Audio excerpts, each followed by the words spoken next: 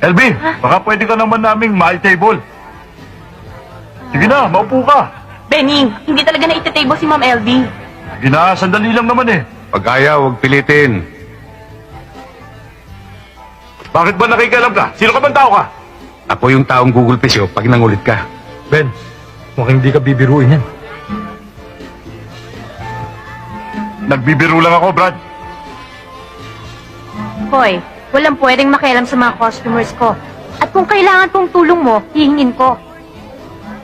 Ayos.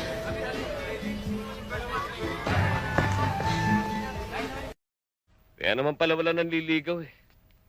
Walang boyfriend na nagmamahal. Kaya KSP. Ano?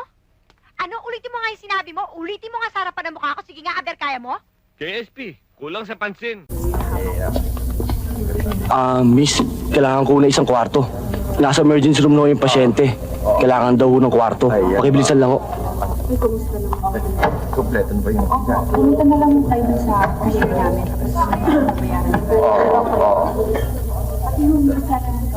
Doon na lahat. Wala pa kayong Tagalog. Puro kayo English eh. Paano ko maintindihan yan? Mamaya, madimanda pa ako dyan eh. Ang mabuti pa, tanungin nyo lang kung ano gusto nyo malaman. Sasabihin ko na lang sa inyo.